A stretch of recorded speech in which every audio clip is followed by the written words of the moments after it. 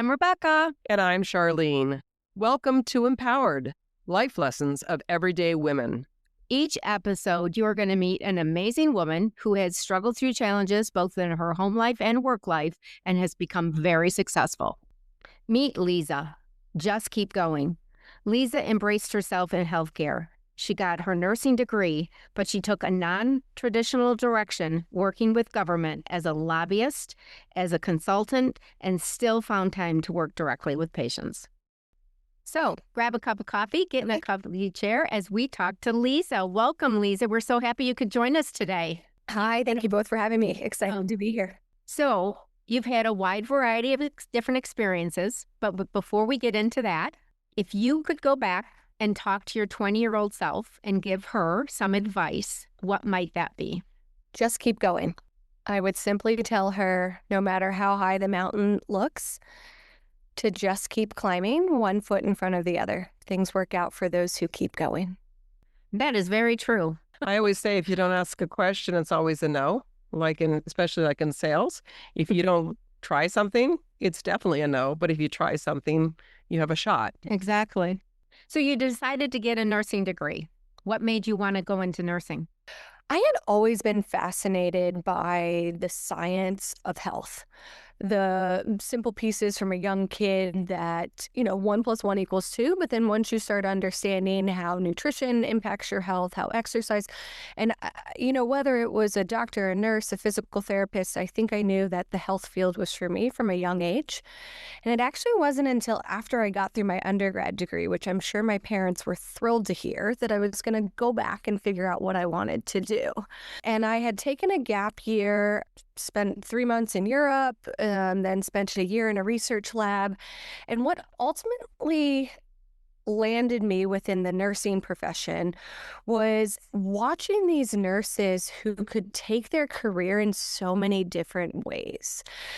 As you guys might be familiar with some of the other professions in health, it's a little more siloed once you spend years in residency, years in fellowships. But with nursing, I was seeing them truly everywhere, from academia to school nursing to public health nursing to inpatient hospital, and so many other fields that I was opened up to during my nursing school experience, that ultimately I landed on the healing that nurses get to do from so many different facets. And what was your undergraduate degree in? Neurophysiology, so still in the sciences. Oh, So that makes all sense. right. It does make sense. So your first position was with government affairs as an assistant. Can you talk a little bit about that? Because you don't necessarily associate nursing with, or government affairs, I guess. When I was in nursing school, I told myself I wasn't going to say no. I wanted to try things. I wanted to experience things. Like I said, the reason I went into this profession is there was so much to learn. I really have the dean at the School of Nursing to thank, who created such an atmosphere for her students that we did have so many different opportunities. And it was within my first semester of nursing school that I even got to learn about state and federal policy and how it impacts health and healthcare. And I was torn between two positions. I was offered a state internship with the state of Maryland, and I was also offered one with the American Association of Colleges of Nursing. And ultimately, I ended up taking the federal internship with the American Association of Colleges of Nursing. Towards my last semester of nursing school, I actually remember a 45-day stretch where I was in school for 4 days. I was at AACN one day for my internship, and I was doing my clinical practicum for 2 days. So back to that mountain of just keep going, one foot in front of the other, and ultimately came out and got that job offer to start working in government affairs, specifically for nurses. And I remember just being torn, and I was like, I just spent 2 years in nursing school. So I did it both. I actually took the job at AACN full time and then worked nights and weekends as a nurse. And I thought in my late 20s, I had my dream job. I was interacting with patients. I was seeing healthcare and health head on in the clinic. And then I got to turn around and translate that on Capitol Hill for our lawmakers, who I think well-intended, but sometimes don't understand the final outcome of some of the legislation that they make. They don't. Yeah, they look at it on paper. That's very interesting. That must have been incredibly rewarding to be able to see both sides of it like that. You might remember the timing of it. The Affordable Care Act had just passed, so there was this huge movement of educating patients as well. But what a lot of people didn't know is there was also back education to the lawmakers who just thought we passed this huge bill, everything's going to be fine, and you're like, whoa, whoa, whoa, time out. There's a lot of pieces that you guys aren't considering of this. So I felt so well respected on the Hill too, to walk in and say, I'm a practicing nurse, I'm still seeing patients. And there was a bit of credibility that kind of helped me. It was an underlying confidence that I think I needed as such a young person. I was going to say, you've had the youth going against you, but the confidence of in the background, right, of actually having the education of being a nurse. And you probably wouldn't have been as good on the Hill, as you said, if you hadn't been working as a nurse as well, because you got to see both sides. You got to see the practicing side of nursing, and you got to see policy side of nursing, which was, I'm sure, very helpful. So you were registered as an urgent care nurse. That's probably super difficult. I'm a big fan of the pit. So I've been watching that and obsessing on that. And from what I understand, talking to a few doctors that I know, it's actually very, very close to being what reality is. Can you talk a little bit about that and how you dealt with helping people like stay calm in urgent care? That's its own little special area. I'll now have to go watch The Pit. I normally tend to steer away from some of those medical shows, but I loved urgent care. It just spoke to the person I was in terms of you never knew what was going to walk in the door. For the urgent care clinic that I worked in the DMV, we actually did everything from peds through end of life. And so to be adult and pediatric certified was also kind of, for lack of better terms, a little bit of a rush because you would have been thrown into either situation. And what I got to see was every piece of healthcare. Everyone uses urgent care. And that, I think, was what was so fun in terms of, like I had said, some of the federal legislation that had just passed in terms of healthcare, and then seeing how every single person, more or less, was able to navigate that. I spent so much time educating people the difference between emergencies and urgent. I loved my holiday warriors, the ones who were like, this has been bothering me for 6 days, but now that it's Christmas, I'm going to come see you guys. There was a chance to educate some people in urgent care too, which was nice. I really did like that part. I do like empowering my patients because I think so often healthcare can be transactional. You come in, you come out, see you later. But the clinic that I was working in, there were opportunities where you could actually sit with someone and talk to them. And then you had the thrill. You had the thrill of the person who needed you that second to, like I said, the people who decided today was the day that they wanted to hang out in urgent care. So you've also worked as a Red Cross volunteer. I understand. So that sounds really rewarding in and of itself. What was some of the most rewarding work that you did with the American Red Cross? So I'm on their disaster response team, which means when someone loses their home, either due to fire, flood, other things of that nature, there is an on-ground team that goes in, assesses, and then if there are health needs, they kick them over to the nurses who will follow up after the fact. And there's 2 stories in particular that really hold true to my heart of those poor folks, if you can put yourself in those shoes, who've just lost everything. And the last thing they're thinking about, unfortunately, is their health. And it's so tough to get them to understand, like, slow down. If we don't get you your meds back, you can't deal with this. If we don't get you to your doctor, I really do. It's such a minor role, but the folks that we have the chance to interact with, there was a couple over Christmas who lost their house 2 days before Christmas, was more concerned with making sure they could go see their family for Christmas. And the phone calls that we make for the Red Cross so these people can focus on other things, and being able to follow back up within 12 hours and saying, I found your doctor, I found your medication, we're going to get it to you.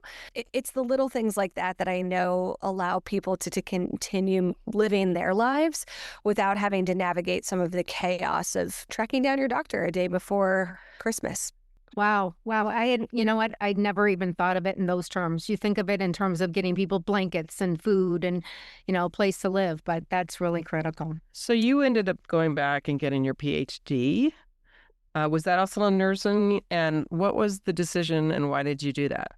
From a young age, I knew I wanted to go into leadership. Small stuff, captain of the soccer team, leader of this. And I enjoy leading people. I enjoy learning from other people, having them elevate me and vice versa.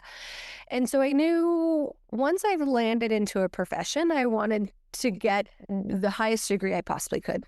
I also love learning. I tell my husband now, like, hey, I could go get a law degree. And he's like, relax. And actually, it was some of my mentors at AACN who helped me kind of understand how to navigate a PhD. As you guys know, there's tons of fields you can get a PhD in. And I went back and forth. Do I go to a public policy school knowing that I wanted to specialize in health policy? And ultimately, I decided to go through a nursing school because they let me practice as a bedside nurse. And I don't think the average dean of a public policy school would understand what it means to pull night shifts as a nurse. So another incredible dean and an incredible program that I was fortunate to attend. And I went to UVA for my PhD, and they really let me piece together this academic schedule to kind of hit all the pieces that I thought I wanted in my career at the time. So from taking classes with their MBA students, with their law students, I took health law, I took their public policy classes.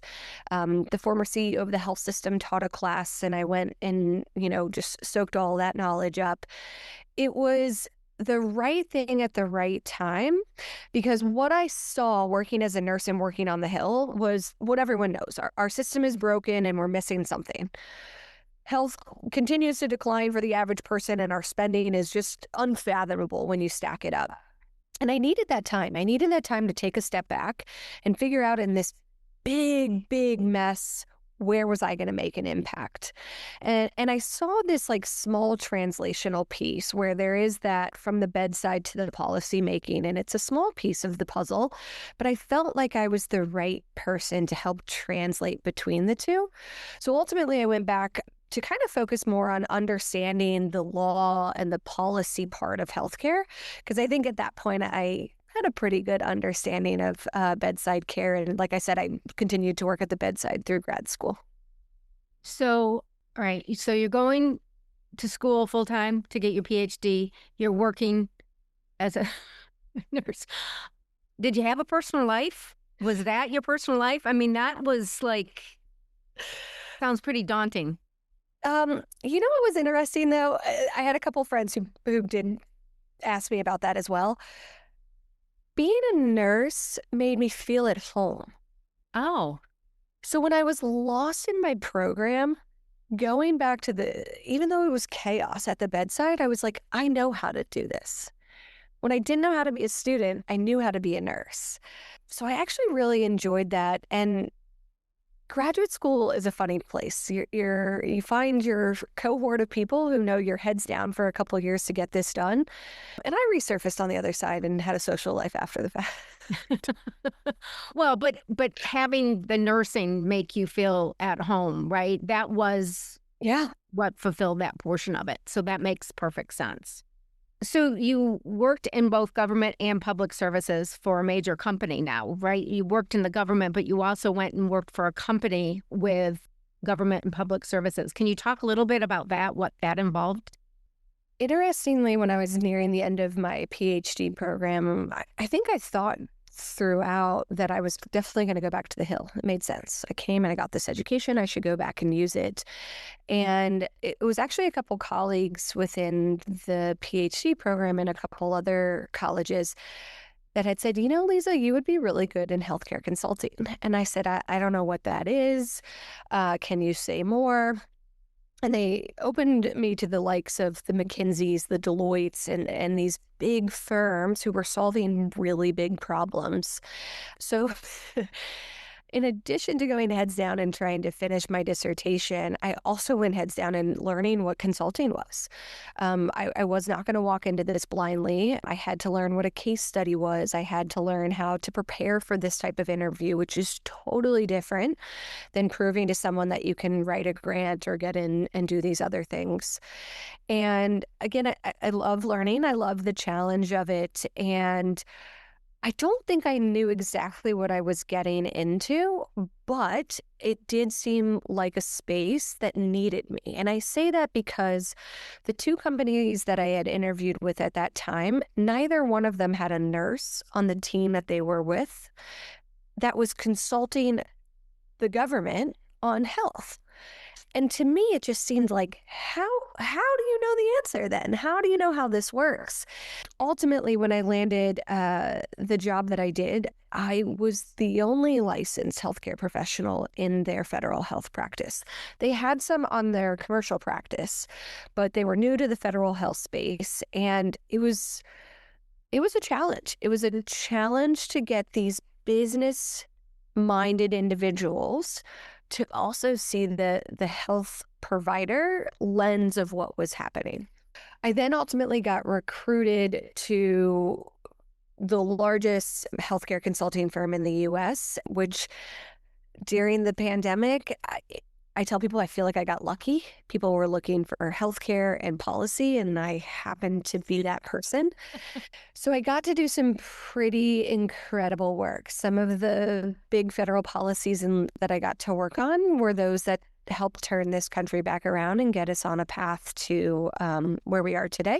And throughout that whole thing, I think what I brought, and I think I would have to go back and ask my teams, what I did a good job of always bringing was the voice of the provider. I did unfortunately have to let go of my bedside career at that point. Rather demanding hours. I taught for a little bit. I did, I think, a year and a half of teaching. But then when my consulting career kind of really took the gamut, I had to rely on my friends. And there were instances where I was like, we got to go ask a nurse or a doctor or this. And so I think I always thread that into my work. And that's what's really kind of helped. And then continuously learning. Remember, here I am now in consulting. I didn't get an MBA. So I'm learning business finance on the go. I'm learning, I think I understood components of healthcare and the business side of healthcare, but really diving into the business side. But I was on projects where I was working on health policy, and they had me writing policies. I mean, what you're describing is really making sure they were taking a holistic approach of the picture that they were working on. When you get segmented and you don't have perspective from all the different aspects, you're going to have gaps. And you really filled one of those gaps. So that's awesome. So switching complete gears, I understand, and we spoke about this, that you have a young toddler keeping you busy. How do you manage the demands of work and having a young family? Says the girl who had no sleep last night. I'm still figuring that one out. I was raised by a single mother who never stopped. She always kept going. She was always there for us. She was at the soccer games. She was, let me have the sleepovers. And I think being raised by someone who just kept going and figured it out instilled in me that same thing.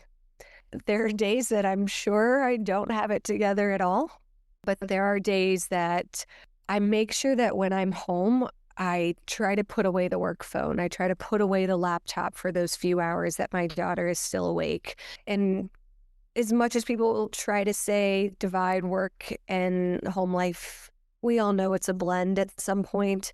And it's just kind of, I think, showing up and choosing the moments that matter is what I keep trying to do.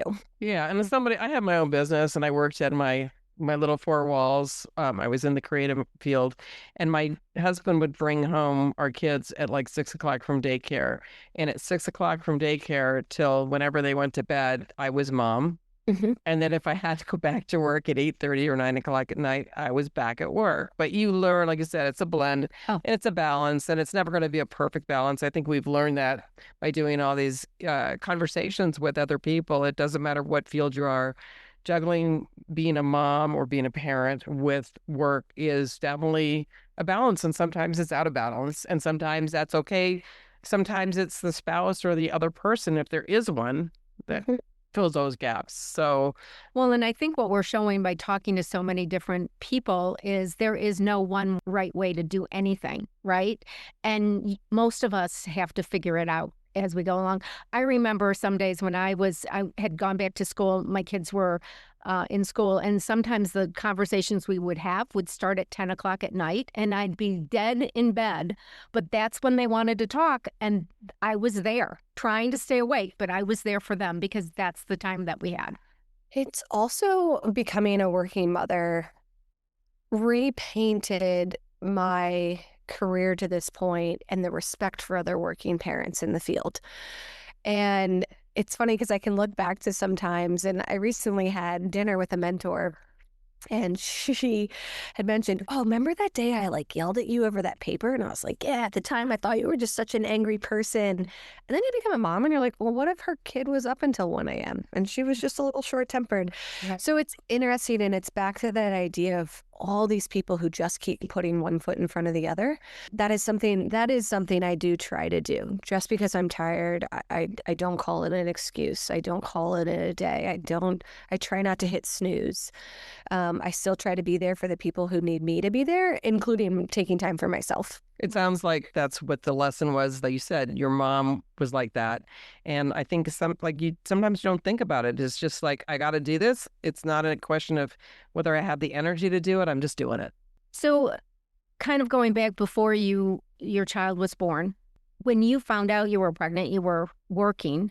How did you go about talking to your boss about you now having a child? You know, you were pregnant, having a child, and what that might mean for your future in the business. I was very nervous. Where I was at that point in my consulting career, I knew I was getting close to a pretty pivotal point in terms of a promotion. I also recognize I'm a little older than the average person. So I don't know that the first thought somebody has when they hire someone of my age is, or they're working with someone like me, like, "Oh, this is what Lisa's doing." Not to say that, you do, but there is a shift, but there are points where people might think that about another person.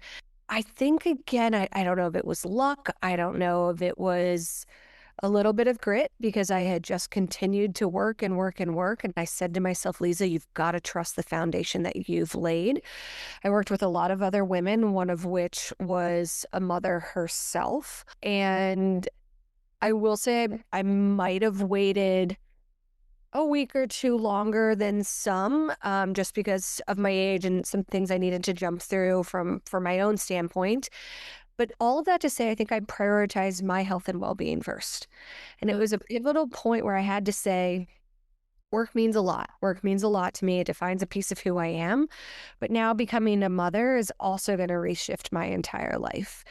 And it was having those reminders to myself that when you tell work it's going to be okay, and if it's not, then this isn't the place that I was supposed to be.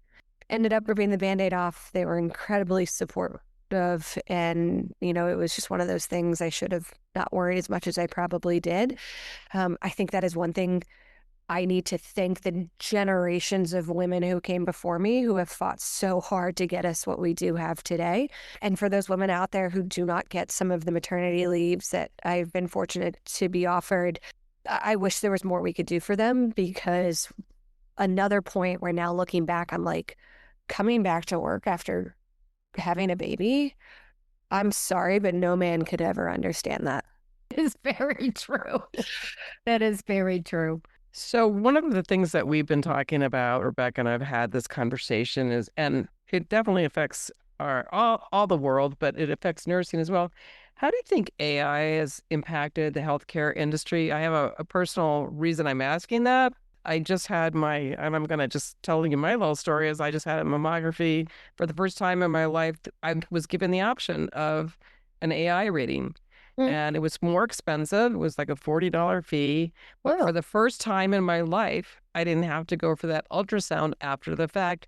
And the reason I was told that the AI was better than humans was that it was going to see more than the human eye could see.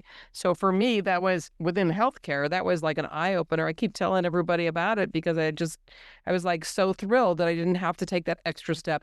Saved the industry money. It saved me the inconvenience, but it also made me feel really good about what AI did for me. So my new job is within AI and healthcare. And I think at the time I made the decision to come to this role, a piece of it was because AI is here.